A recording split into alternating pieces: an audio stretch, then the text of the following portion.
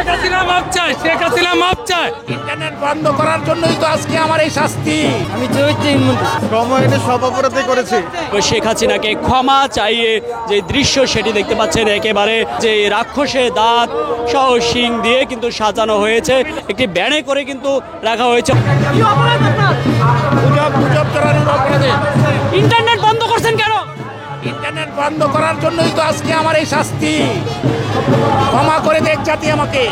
আমরা দেখছি আরেকজন আছে, হাসানুল হক ইনু। আপনি কোন মন্ত্রী? আমি চরিত্রহীন মন্ত্রী। কি অপরাধ জেলে? আমি অনেক নির্যাতন করছি, মাহবুব ইয়ে করছে, জনগণ অনেক কষ্ট দিয়েছি, আমি ইয়ে করছি।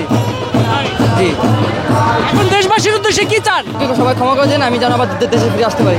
দেশবাসী ক্ষমা করবে হাসানুল হক ইনুকে? দেশবাসী ক্ষমা করে দিতে, তাহলে তো আপনাকে ক্ষমা করবে সবাই। আমরা যেমনটা দেখছি যে হাসানুল হক ইনু, সালমান এফ রহমান, আনিসুল হক মন্ত্রী সহ এই পাশেও কিন্তু রয়েছে বেশ কয়েকজন। আপনি কোন শাহজাহান খান, একটু বলবেন শাহজাহান খান কেন হয়েছেন আজকে? শ্রম আইন লঙ্ঘন করছি এর জন্য। বান্ডেল থাকলে প্রতি সেনমানিতে টাকা বাঁচবে। বিকাশ সেনমানি বান্ডিল কিনে জিতুন প্রতি লেনদেনে। কি বলবেন দেশবাসীর উদ্দেশ্যে? এটার জন্য আমি অনুতপ্ত। দেশবাসী আপনাকে মুক্তি করবে মনে হয় না। আপনি কি কি অপরাধ করেছেন একটু দুই একটা বলতে পারবেন? শ্রম আইনে সব অপরাধী করেছি। এরকম যে করবে তারই আমার মতো পরিণত হবে। আপনি কোন মন্ত্রী? আইনমন্ত্রী। কি বলবেন আসলে?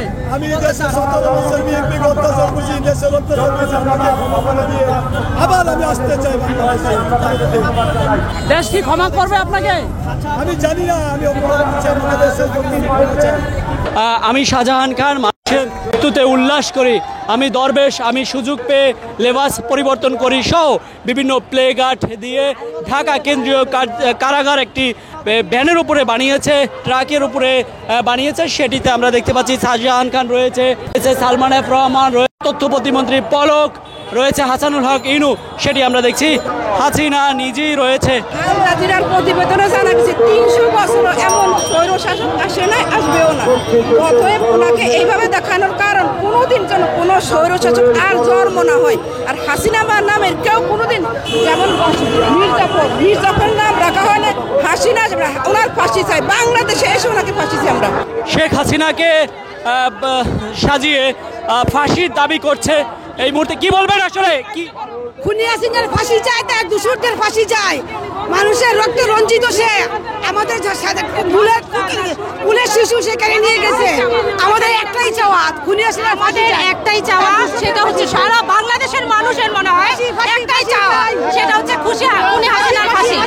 বাংলাদেশে এলে তাকে ফাঁসি দেওয়া হোক, এটাই আমাদের চাওয়া। শেখ হাসিনা মাপ চায়, শেখ হাসিনা মাপ চায়। ও চাচ্ছে মাপ, কিন্তু মাপ নাই, বাংলার মাটিতে মাপ নাই। এখন কোথায় নিয়ে যাচ্ছেন? শেখ হাসিনাকে কোথায় নিয়ে রাখবেন? শেখ হাসিনার বিচারের জনসম্মুখে হওয়ার জন্য আমরা দাবি জানাই।